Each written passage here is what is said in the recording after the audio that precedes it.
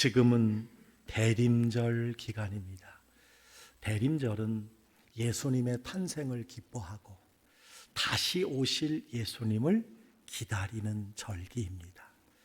따라서 대림절과 성탄절의 주인공은 누구일까요? 예수님입니다. 오늘 설교 제목은 예수님은 누구신가입니다. 오늘 말씀을 통해서 한 분이라도 더 예수님을 알고 믿으시기를 축원합니다. 이 세상에 예수님의 이름을 모르는 사람은 없을 것입니다. 그런데 지난주에 제 동기 목사를 만났는데 일산에 지금까지 45년 동안 예수님의 이름을 들어보지 못한 사람이 있다는 것을 알게 되었다고 이야기하더라고요. 지금까지 지구상에 살았던 사람 가운데 예수님보다 더 유명한 사람이 있을까요? 없을 것이라고 생각을 합니다. 예수님이 얼마나 유명하냐 하면 구글에 지저스를 쳐보면 40억 개의 결과가 나옵니다. 몇 개요? 40억 개. 예수님이 공생의 기간에 다녔던 지역은 남한의 도와 겹쳐보면 넓은 지역이 아닙니다. 그런데 현재 세계 5대양 6대주에서 예수를 믿는 자들이 아주 많습니다. 진한 곳이 더 믿는 밀도가 높은 곳입니다. 예수께서 공생애 3년 동안 12제자를 가르치셨는데 현재 예수님을 믿는 자가 선교 통계에 의하면 세계 인구 76억 명 중에 기독교는 33%인 26억 명이라고 합니다.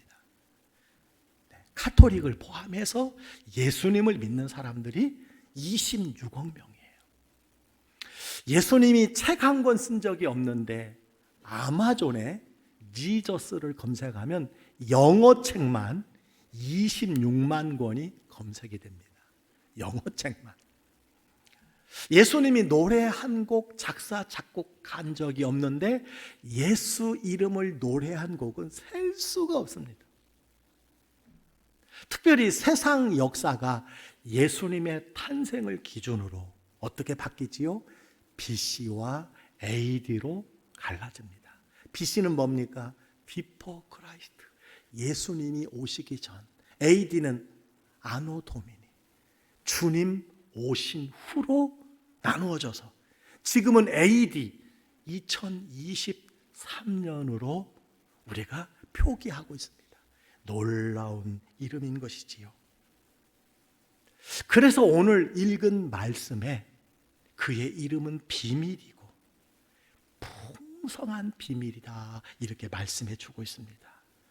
오늘 설교를 통해서 예수님의 이름에 담긴 비밀을 알 뿐만 아니라 그 이름을 알고 풍성히 누리시는 여러분 되시기를 주의 이름으로 축복합니다. 오늘 본문에 예수님의 세 가지 이름이 나와요. 혹시 세 가지 이름이 무엇인지 압니까? 오늘 할렐루야 찬양대에서 두 가지는 이미 말씀해 주셨어요.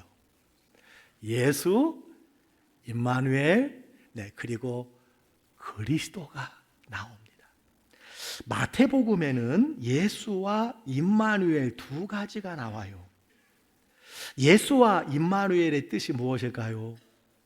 꼭 아셔야 돼요.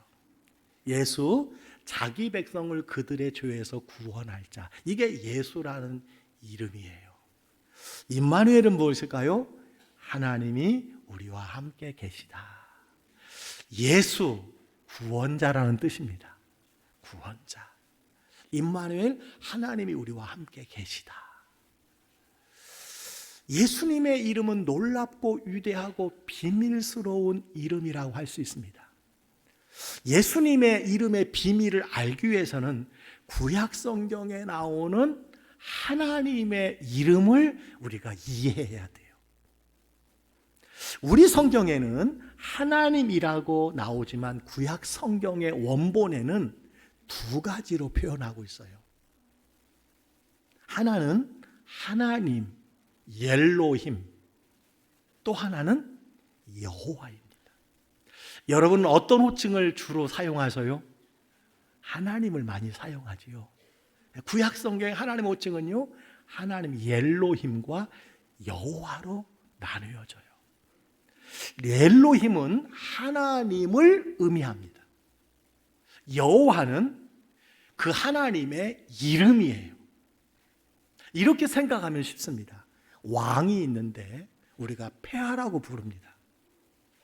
그런데 폐하라고 부르는 그 왕도 개인적인 이름을 가지고 있지만 아무나 그 이름을 알려주지 않습니다. 왕의 이름은 개인적으로 친밀한 관계를 가진 사람만 알 수 있는 이름이 따로 있습니다. 여러분, 조선시대 세종의 이름이 뭔지 아세요? 잘 모르시지요? 이도입니다. 이도. 본명은 이원정입니다. 여러분, 이와 똑같아요.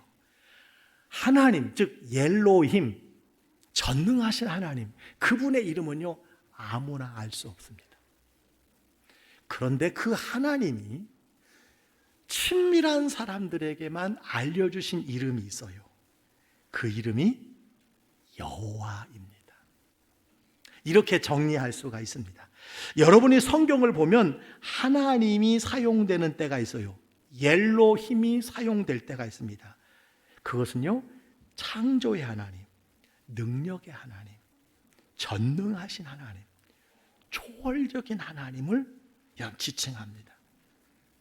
그런데 그 하나님이 한 인간을 부르시고 돌보시고 인격적인 관계를 맺을 때는 여호와로 나옵니다. 놀랍지요? 여호와의 뜻이 무엇이냐? 하나님의 이름인데요, 인간을 개인적으로 돌보시고 관계하시고 교제하시고 구원하시는 분이에요. 이럴 때는 여호와라고 알려주시더라는 거예요. 이 두 가지 차이가 극명하게 드러나는 것이 창세기 1장과 2장입니다. 창세기 1장에는 하나님이 온 우주를 창조하신 기사가 나옵니다. 그지요? 그래서 창세기 1장 1절 5절에 이렇게 되어 있어요. 하나님이, 태초에 하나님이 천지를 창조하시니라. 땅이 혼돈하고 공허하며 흑암이 기쁨 위에 있고 하나님의 영은 수면 위에 운행하시니라. 하나님이 이르시되 빛이 있으라 하시니 빛이 있었고 빛이 하나님이 보시기에 좋았더라. 하나님이 빛과 어둠을 나누사 하나님이 빛을 낮이라 부르시고 어둠을 밤이라 부르시니라. 저녁이 되고 아침이 되니 이는 첫째 날이니라. 위대하신 하나님, 초월적인 하나님, 창조의 하나님, 전능하신 하나님이 엘로힘이라고 되어 있어요.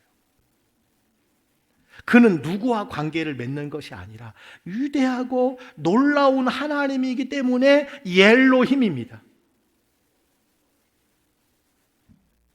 그런데 창세기 2장에 이제 인간을 창조하시고 에덴 동산을 만드시고 인간과 교제하는 하나님이 나와요. 이럴 때는 무엇으로 쓰여질까요? 여호와 하나님으로 나와요. 여호와. 놀랍습니다. 여러분, 2장에 보니까 이것이 천지가 창조될 때 하늘과 땅의 내력이니 여호와 하나님이 땅과 하늘을 만드시던 날에 여호와 하나님이 땅에 비를 내리지 아니하였고 여호와 하나님이 땅의 흙으로 사람을 지으시고 생기를 그 코에 불어넣으시니 사람이 생명이 되니라. 여호와 하나님이 동방의 에덴의 동산을 창설하시고 그 지으신 사람을 거기 두시니라. 창세기 1장에 엘로힘 29번 나오는데 창세기 2장에는 여호와라는 표현이 11번이 나옵니다. 즉 초월적인 하나님은 엘로힘이고 그 하나님은 인간을 살피고 관계를 맺으실 때 여호와라는 거예요. 여러분, 이해가 되시죠? 네. 그래서 창세기 12장에 하나님이 아브라함을 부르실 때 뭘로 부르셨을까요? 엘로힘이 아니라 인간과 교제하는 것이기 때문에 여호와라고 나옵니다. 그래서 창세기 12장 1절에 4절에 이렇게 말씀하고 있어요. 여호와께서 아브라함에게 이르시되 너는 너의 고향과 친척과 아비 집을 떠나 내가 내게 보여줄 땅으로 가라. 이에 아브라함이 여호와의 말씀을 따라갔고 롯도 그와 함께 갔으며 아브라함이 하란을 떠날 때에 75세였더라. 여호와께서 아브라함이라는 한 사람과 관계를 맺으시기 때문에 여호와 이렇게 표현하고 있어요. 여러분, 출애굽기도 똑같습니다. 출애굽기 1장과 2장에 엘로힘 하나님이라고 나옵니다. 하나님. 그런데 3장에 보니까 하나님이 모세를 떨기나무 가운데서 부르시는 이야기가 나와요. 그래서 3장 14절에 하나님의 이름이 뭐로 나올까요? 여호와로 나오는 거예요. 위대하신 하나님 엘로힘, 그 하나님이 사람과 관계를 맺을 때 관계를 맺는 사람만이 아는 이름이 여호와입니다. 놀라운 사실이에요. 여러분, 사탄 마귀가 하나님을 언급할 때 뭐라고 부른 줄 아세요? 여호와라고 부르지 않고 하나님이라고만 부릅니다. 왜 그럴까요? 사탄은 여호와 하나님의 이름을 여러분 쓰지 못합니다. 그래서 창세기 3장 1절에 보니까 이렇게 나와 있어요. 하나님이 참으로 너희에게 동산 모든 나무 열매를 먹지 말라 하시더냐? 이게 여러분 사탄이 하와를 이렇게 유혹합니다. 그때 하나님이라고 고백하고 있어요. 사탄은 하나님과 관계가 없을 뿐만 아니라 대적이지요. 자, 이런 시각으로 여러분 성경을 보고 출애굽기를 보면 모세와 이스라엘 백성들은 여호와의 이름을 알았어요. 여호와의 이름을 알았어요. 그런데 한 사람만 여호와의 이름을 몰랐어요. 출애굽기에 보니까 누굴까요? 바로 왕입니다. 바로가 이런 말을 합니다. 바로가 이르되 여호와가 누구이기에 내가 그의 목소리를 듣고 이스라엘을 보내겠느냐? 나는 여호와를 알지 못하니 이스라엘을 보내지 아니하리라. 바로는 여호와를 모릅니다. 그분과 인격적인 교제가 없었기 때문이에요. 자, 여러분, 위대하고 초월적인 하나님 엘로힘, 그 하나님이 개인적인 관계를 맺으시는 존재에게는 누구라고요? 여호와. 놀라운 사실은 이스라엘 백성들은 그 하나님의 이름을 안다는 거예요. 그 이유가 무엇이냐? 그 전능하고 초월적인 하나님이 자기 이름이 여호와라는 것을 이스라엘 백성들에게 알려주셨기 때문이에요. 알려주셨기 때문에. 그래서 구약 성경의 대주제가 뭐냐면 그 여호와에게만 구원이 있다라는 거예요. 그래서 시편 3절 3편 8절에 보니까 구원은 여호와께 있사오니 이렇게 고백하고 있어요. 자, 지금까지 여러분 공부를 잘 하셨습니다. 지금까지 구약에 나오는 두 가지 이름인 하나님, 즉 엘로힘과 여호와를 설명한 이유가 있어요. 이 이름이 예수님과 연관되어 있다는 거예요. 예수님과 관계가 있다는 거예요. 다시 한번 복습을 합니다. 하나님, 엘로힘이 한 인간과 관계하실 때 그 이름이 무엇이라고 그랬어요? 여호와. 구약 성경 전체의 주제가 무엇입니까? 여호와가 구원하신다. 예수님의 이름의 뜻이 아까 무엇이라고 그랬죠? 그래요. 자기 백성을 그들의 죄에서 구원할 자.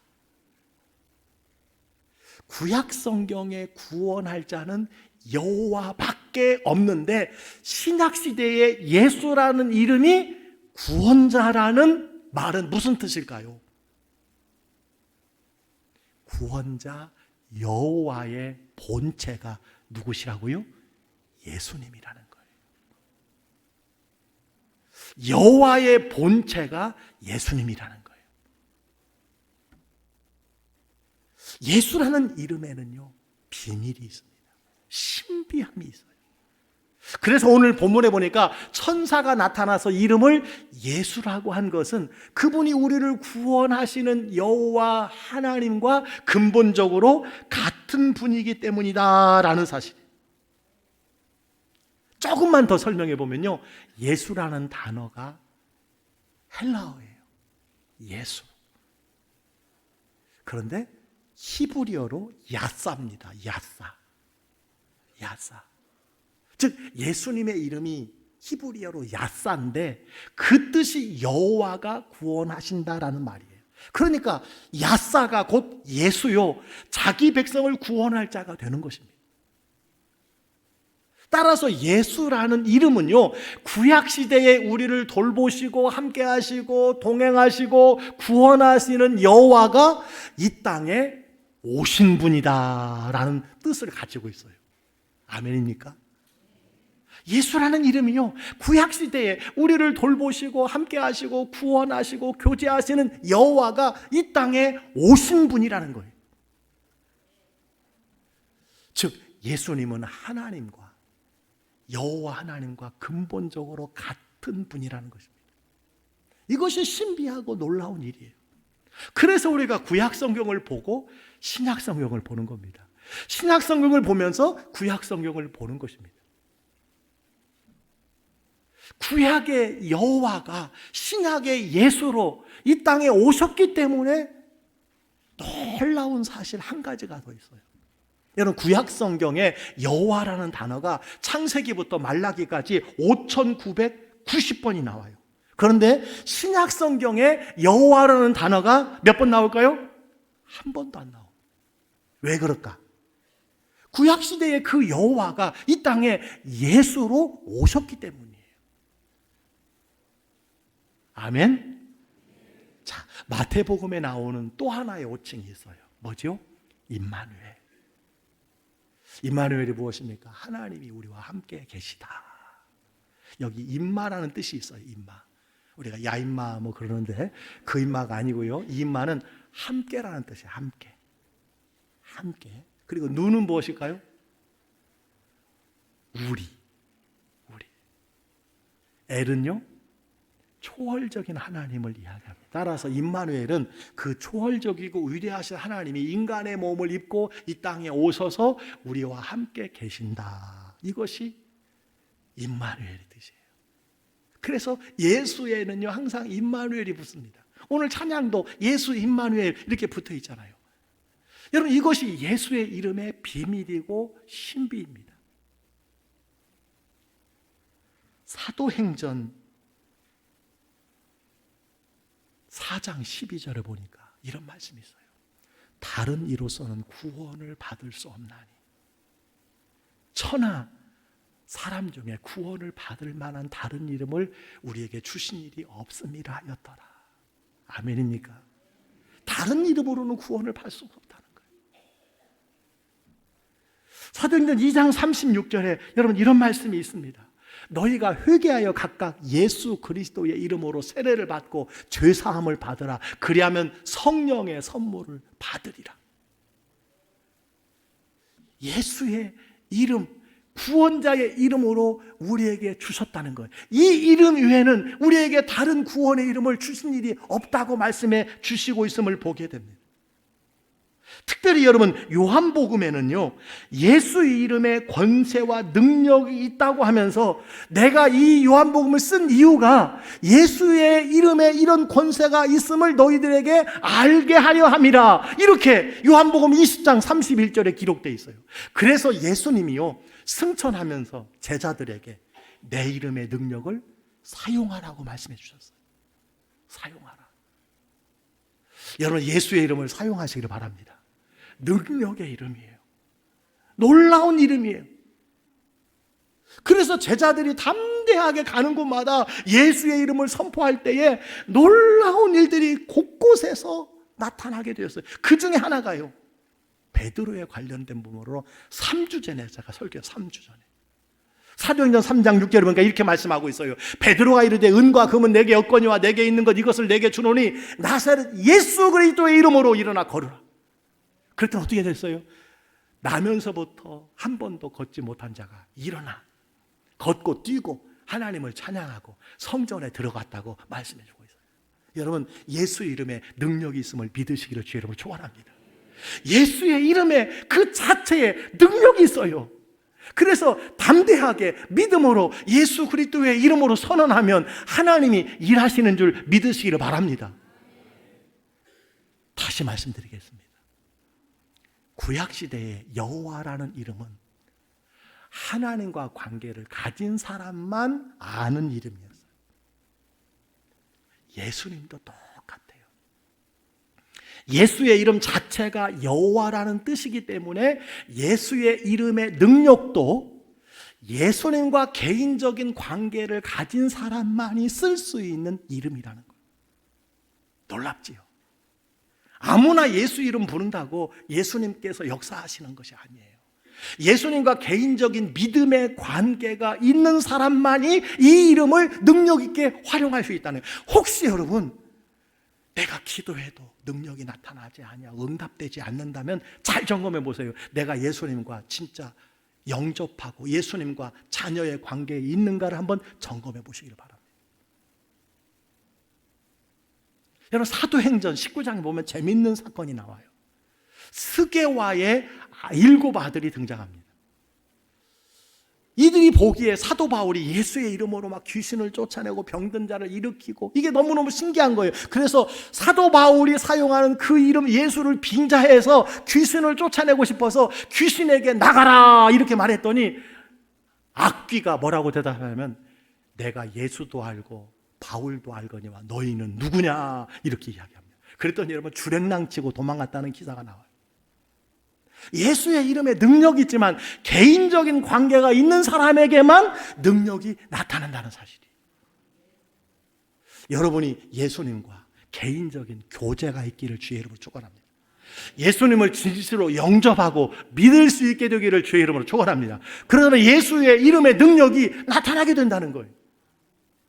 하나만 더 살펴봅니다. 하나만. 예수라는 이름이 구약시대에 여호와와 같은 이름이라고 했습니다. 그죠? 예수라는 이름이 구약시대에 여호와와 같은 이름이라고 했어요. 그 이름의 비밀이 출애굽기에 또 나옵니다. 출애굽기 3장 14절 보니까 이런 말씀이 있어요. 나는 여호와라. 나는 스스로 있는 자이니라. 나는 여호와라. 그런데 그 여호와가 누구냐? 스스로 있는 자니라. 영어로요 이렇게 표현합니다. I am who I am. 이렇게 표기하고 있어요. I am who I am. 근데 우리가 두 가지를 기억해야 돼요. 참 신비하고 놀라운 일이 있습니다. 먼저 I am은요, 존재한다는 뜻입니다. 특별히 현재형 am을 쓰고 있어요. was가 아니라. 이 말은요, 여호와 하나님은 과거에도 계셨고 지금도 계시고 앞으로도 영원히 존재하는 분이다라는 말씀인 줄 믿으시길 바랍니다. 그런데요, 요한계시록에 예수님에게도 동일한 사용하는 말씀이 있어요. 예수님을 이제도 계시고 전에도 계시고 장차 오실이라고 요한계시록 1장 4절에 기록되어 있다는 거예요. 그래, 예수님하고요 여호와는 같은 분이라는 거예요. 동체라는 거예요. 또 하나, I am who I am. 여러분, I am 뒤에는 반드시 보어가 붙어야 문장이 완성될 수 있어요. I am, 나는 이다, 나는 이다. 그게 말이 안 되잖아요. I am a Christian, I am a student. 그러면 나는 그리스도인이다, 나는 학생이다. 여러분, 뒤에 뭐가 붙어야 돼요. 하나님의 이름이 비밀스러운 것은요, I am이라는 거예요. 이 말은요, 뒤에 부분은 자기가 경험하는 만큼, 자기가 믿고 경험되는 만큼 알게 되는 이름이라는 거예요. 저는 여러분이 하나님의 이름을 많이 알게 되기를 주의 이름으로 축원합니다. 그래서 다윗은요, 하나님의 이름을 참 많이 불렀어요.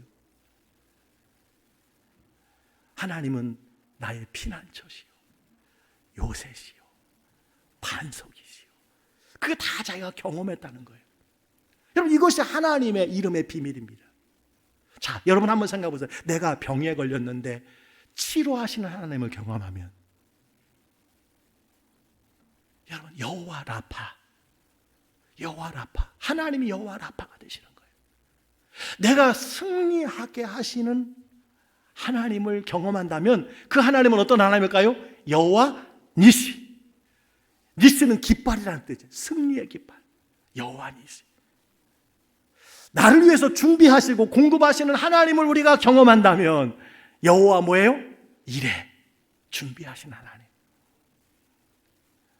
여러 가지 혼돈되어지는 삶 속에서 우리가 하나님으로 말미암아 평강을 누린다면 뭐예요? 여호와 샬롬, 평화, 평강.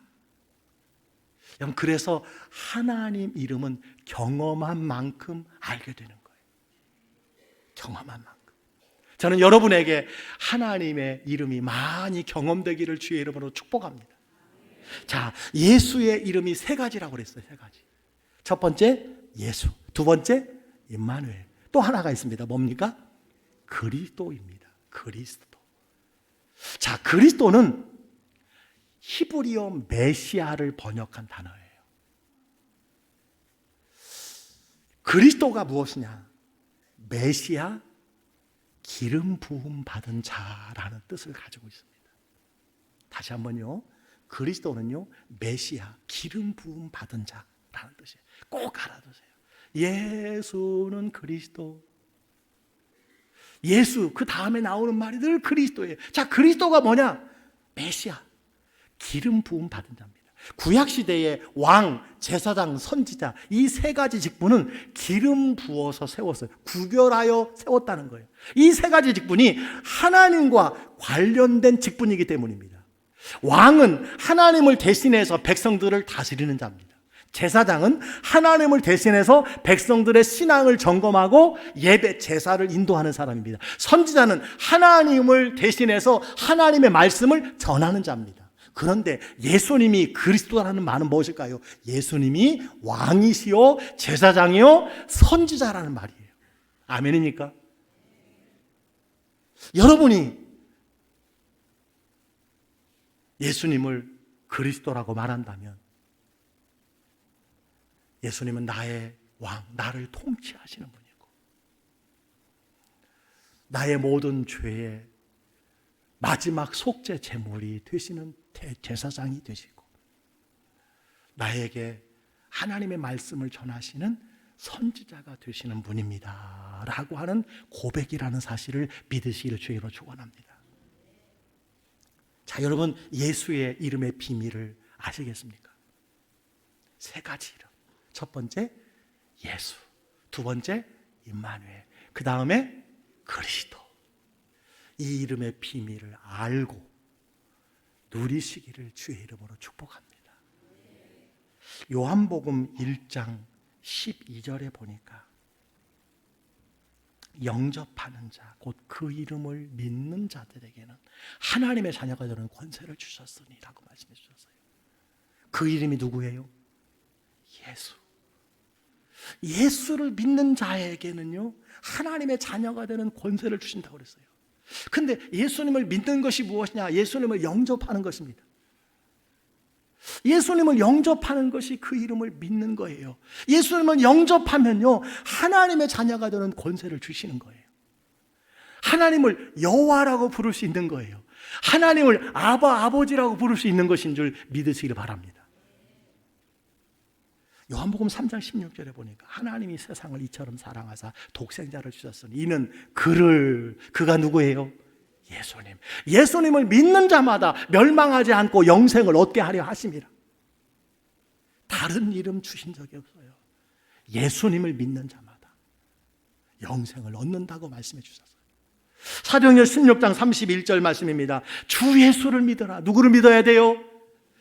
주 예수를 믿어야 돼요. 주 예수. 여러분, 예수 믿으세요 그러지 말고 주 예수를 믿으세요 그래야 돼요. 성경대로. 그리하면 너와 내 집이 구원을 만나고 예수님을 믿어야 여러분 구원이 임하는 줄 믿으시기를 바랍니다. 자, 그렇다면 아까 영접하는 것, 예수님을 믿는 것은 무엇일까요? 구체적으로 이렇게 표현할 수 있습니다. 로마서 10장 9절로 10절 말씀이에요. 다 같이 읽습니다. 시작. 내가 만일 내 힘으로 예수를 주로 시인하며 또 하나님께서 그를 죽은 자 가운데서 살리신 것을 내 마음에 믿으면 구원을 받으리라. 사람이 마음으로 믿어 의에 이르고 입으로 시인하여 구원에 이르느니라. 아멘. 여러분 이 말씀을 좀 외워보세요. 한번 외워보려고 노력해보세요. 보세요. 내가 내 입으로 누구를? 예수를 주로 주인으로 시인하며 또 하나님께서 그가 누구예요? 예수를 죽은 자 가운데서 살리신 것을 내 마음에 믿으면 구원을 받으리라. 아멘. 예수를 주로 그리고 구세주로 여러분 믿으면 구원을 받는다고 그랬어요. 다른 조건 없어요. 이것을 더 자세하게 가르쳐준 말씀이 그 다음 사람이 마음으로 믿어 의에 이르고 입으로 시인하여 구원에 이르느니라. 아멘입니까? 다른 조건 없어요. 예수님을 이렇게 영접하면 예수님을 믿으면 하나님의 자녀가 되는 권세를 주시는 것이고 그 즉시 신분이 변화되는 거예요. 사는 것은 둘째치고 신분이 변화되는 거예요. 하나님의 자녀가 되는 거예요. 하나님과 교제하는 사람이 되는 거예요. 그래서 하나님을요 여호와라고 부르는 것이고 그 여호와가 예수님으로 오셨는데 그 예수님을 나의 주님이라고 우리가 고백할 수 있는 줄 믿으시기를 바랍니다. 이 시간 여러분을 예수님의 이름으로 인도하고 초청하고 싶습니다. 각자 목소리로 예수님을 나의 주, 나의 하나님으로 믿습니다. 여러분 이렇게 고백했으면 좋겠어요. 마음으로 믿고 입으로 시인하면 하나님의 자녀가 된다고 분명히 말씀해 주셨어요. 마음으로 믿는 것을 입으로 시인하는 시간이 되기를 주의 이름으로 축원합니다. 여러분 지난주에 오신 분들, 아니 오늘 처음 오신 분들, 아니 지금까지 내가 20년, 30년, 40년 교회를 다니시고 예수를 믿으셨다고 생각하시는 분들도 여러분 동일하게 고백하시기를 바랍니다.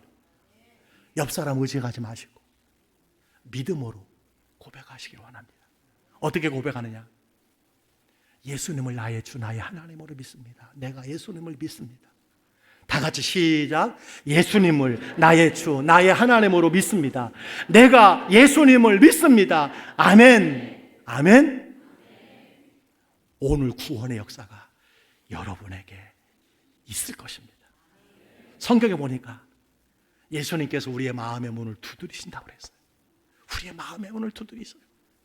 예수님이 강제로 열지 않습니다. 그런데요, 우리가 마음의 문을 열면, 우리가 마음의 문을 열기만 하면 예수님께서 들어오셔서 우리와 함께 먹고 마시고 우리와 함께 사신다고 말씀해 주셨어요. 여러분 진실로 예수님을 나의 주, 나의 하나님으로 믿습니다. 내가 예수님을 믿습니다 라고 영접했다면 여러분 안에 예수의 영, 하나님의 영이 계시는 줄 믿습니다.